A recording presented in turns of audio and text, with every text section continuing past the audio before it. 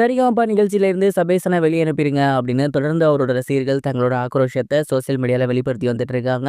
என்ன நடந்திருக்கு அப்படிங்கிற கம்ப்ளீட் டீட்டெயில் தான் இந்த ஒரு வீடியோல நம்ம பார்க்க போறோம். சரிகமப நிகழ்ச்சியில சமீபத்தில பார்த்தீங்கன்னா, டிக்கெட் டூ ஃபினாலே போய்க்கிட்டு இருக்கு. அண்ட் இந்த ஒரு டிக்கெட் டூ ஃபினாலே பார்த்தீங்கன்னா, யாருமே எதிர்பார்க்காத விதமா தொடர்ந்து வேற வேற விஷயங்கள் நடந்துகிட்டே இருக்கு. ஃபர்ஸ்ட் வாரம் பார்த்தீங்கன்னா, சுஷாந்திகா போயிருந்தாங்க.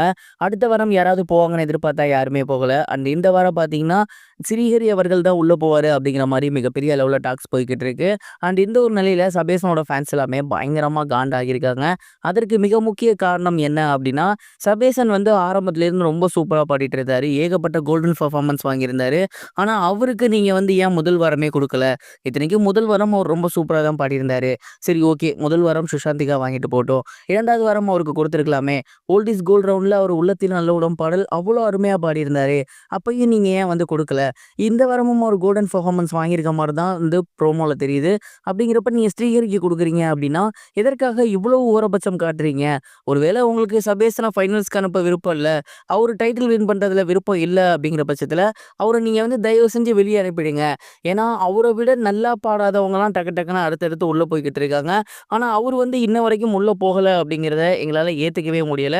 உண்மையிலேயே இந்த மாரி நீங்க சபேஷன வச்சிருக்கிறதுக்கு தயவு செஞ்சு அவர வெளிய அனுப்பிருங்க அப்படின்னு தொடர்ந்து அவரோட ரசிகர்கள் அவங்களோட கோவத்தையும், ஆக்ரோஷத்தையும், அன்பையும் சோசியல் மீடியால வெளிப்படுத்தி வந்துட்டு இருக்காங்க.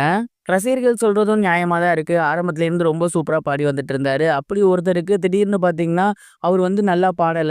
அதனால அடுத்த வாரம் தள்ளி போடுறோம் அப்படிங்கிறது உண்மையிலேயே ஏத்துக்க முடியாத ஒண்ணா தான் இருக்கு. நல்ல திறமை இருந்தும் அவர ஏன் இவ்வளோ காலம் தாழ்த்தி உள்ள அனுப்ப போறாங்க அப்படிங்கிறது தெரியல. ஃபர்ஸ்ட் ஆஃப் ஆல் அவர செலக்ட் பண்ணுவாங்களா அப்படிங்கிறதே மிகப்பெரிய ஒரு கேள்வியா தான் இருக்கு. நீங்க என்ன நினைக்கிறீங்க? டிக்கெட் டூ ஃபினாலேவ சரிகமபால சபேசன் அவர்கள் வின் பண்ணுவாரா? ஃபைனலுக்கு போவாரா? மறக்காம உங்களோட தாட்ட கமெண்ட் பாக்ஸ்ல ஷேர் பண்ணுங்க. இது ஒரு புறம் இருக்க, பிரபல இயக்குனரான வெற்றிமாறன் அவர்கள் ரீசெண்டா பைசன் படம் பார்த்து துருவ் விக்ரமையும் படக்குழுவினரையும் பாராட்டியிருக்காரு. குறிப்பா அந்த படத்த பத்தி ஏகப்பட்ட விஷயங்கள் பேசியிருந்தாரு. முதல்ல என்ன சொல்லியிருந்தாரு அப்படின்னா, துருவ் விக்ரம் அவர்களுக்கு என்னோட வாழ்த்துக்கள். ரொம்ப அருமையான ஒரு நடிப்பை வெளிப்படுத்தியிருக்காரு. உண்மையிலேயே அவரு அந்த படத்துல நடிக்கல, வாழ்ந்திருக்காரு. ரொம்ப அருமையான ஒரு கதாபாத்திரமா அவருக்கு அமைஞ்சிருக்கு. கபடி அப்படிங்கிற மிகப்பெரிய ஒரு விளையாட்ட வச்சு, அதில் நடக்கிற அரசியல், அதில இருக்கக்கூடிய முக்கியமான விஷயங்கள், அத வச்சு நம்ம எப்படி மேல போலாம் அப்படின்னு ஏகப்பட்ட முக்கியமான விஷயங்கள இந்த படம் பேசியிருக்கு. அதுலயும் வெள்ளை, கருப்பு அப்படின்னு நிறங்கள் மாறுறதெல்லாம் பார்க்கும்போது, அதுல வந்து மிகப்பெரிய ஒரு விஷயம் இருந்துச்சு, ஆளுமை இருந்துச்சு. மாரி செல்வராஜுக்கு என்னோட வாழ்த்துக்கள். ஒட்டுமொத்த என்டையர் டீமுக்கும் என்னோட வாழ்த்துக்கள். அவ்வளவு அருமையா படம் இருக்கு அப்படிங்கிற மாரி சொல்லியிருக்காரு. இயக்குனர் வெற்றிமாறன் அவர்களே இந்த அளவுக்கு பாராட்டுறாரு அப்படின்னா, கண்டிப்பா பைசன் படம் நல்லா தான் இருக்கும் அப்படிங்கிற மாரி தோணுது.